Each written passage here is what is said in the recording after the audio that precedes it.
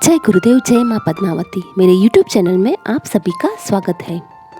संक्रांति किसे कहते हैं और क्यों मनाई जाती है, आइए इसके बारे में जानते हैं।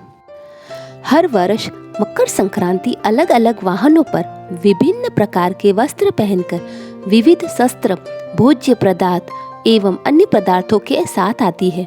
सूर्य का एक राशि से दूसरी राशि में आने को संक्रांति कहते हैं। एक संक्रांति से दूसरी संक्रांति की अवधि ही सौर मास है। वैसे तो सूर्य संक्रांति 12 है, लेकिन इनमें से 4 संक्रांति महत्वपूर्ण है, जिसमें मेष, कर्क, तुला और मकर संक्रांति है। प्रति माह होने वाला सूर्य का निर्यन यानी राशि परिवर्तन संक्रांति कहलाता है। सामान्य आम जन को सूर्य की मकर संक्रांति का ही पता है, क्योंकि इस दिन दान पुण्य किया जाता है।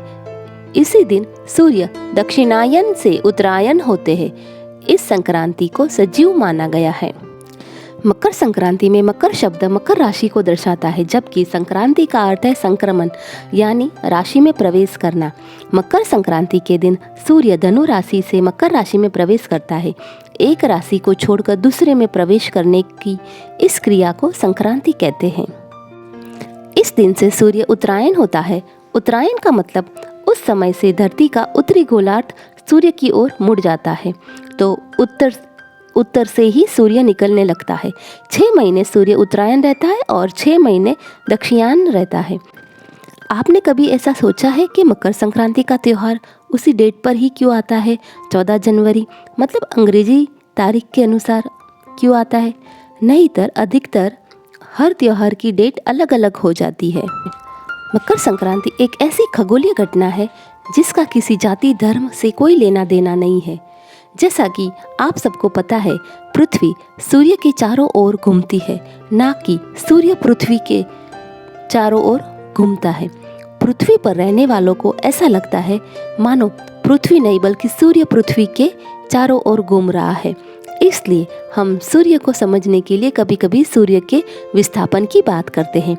हमारी पृथ्वी सूरज के सापेक्ष अपनी दूरी पर 23.5 अंश एक ओर झुकी हुई है और इसी वजह से पृथ्वी पर मौसम परिवर्तन, दिन रात का छोटा बड़ा होना आदि घटनाएं होती है। गर्मी के मौसम में सूर्य कर्क रेखा की ओर और उत्तरी गोलार्ध में होता है। सर्दी के मौसम में सूर्य मकर रेखा की ओर और दक्षिणी गोलार्ध में होता है। 3 जनवरी को पृथ्वी सूर्य के सबसे करीब होती है और परिक्रमण चक्र के अंतिम छोर पर होती है। अब इसे यहाँ से वापस लौटना होता है। इस वक्त सूर्य की स्थिति पृथ्वी के दक्षिणी गोलार्ध में स्थित होती है। 3 जनवरी के बाद पृथ्वी जब अपने परिक्रमण चक्र के अंतिम छोर वापस लौटती है और सूर्य की स्थिति में मकर रेखा की ओर विस्थापित होने लगती है, तो 14 जनवरी को सूर्य की स्थिति मकर रेखा पर लंबवत होती है और इसी दिन से सूर्य मकर रेखा से विषुवत रेखा से होते हुए कर्क रेखा की ओर बढ़ने लगता है। इसे सूर्य का उत्तरायण भी कहा जाता है। इस स्थिति के बाद से सूर्य उत्तर दिशा की ओर बढ़ने लगता है, क्योंकि 14 जनवरी को ही सूर्य का मकर रेखा से कर्क रेखा की ओर संक्रमण होता है, यानी परागमन होता है। इसलिए इसे मकर संक्रांति कहा जाता है। तो मेरे ख्याल से आप सबको अब पता चल गया होगा कि मकर संक्रांति क्या है। मकर संक्रांति के शुभ मुहूर्त में स्नान, दान व पुण्य के मंगल समय का विशेष महत्व है। मकर संक्रांति के पावन पर्व पर गुड़ व तिल लगाकर नर्मदा नदी में स्नान कर शुभदायी होता है। इसके बाद दान संक्रांति में गुड़, तेल, कंबल, फल, छाता आदि दान करने से लाभ मिलता है तथा पुण्य फल की प्राप्ति भी होती है। 14 जनवरी ऐसा दिन है जबकि धरती पर अच्छे दिन की शुरुआत होती है। ऐसा इसलिए कि सूर्य दक्षिण के बजाय अब उत्तर को गमन करने लग जाता है। जब तक सूर्य पूर्व से दक्षिण की ओर गमन करता है तब तक उसकी किरणों का असर खराब माना गया है, लेकिन जब वह पूर्व से उत्तर की ओर गमन करने लगता है तब उसकी किरणें सेहत और शांति को बढ़ाती है।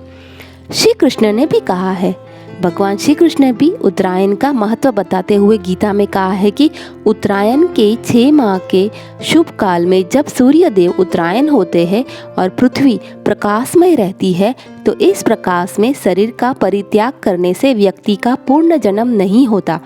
ऐसे लोग ब्रह्म को प्राप्त होते हैं।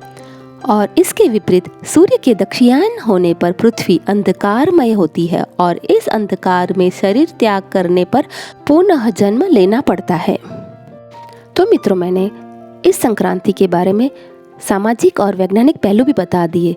इस संक्रांति पर आप दान पुण्य करके अपना पुण्य अर्जित कीजिए। जानकारी अगर अच्छी लगी हो तो चैनल को सब्सक्राइब करना ना भूलें और शेयर करते रहिए। धन्यवाद।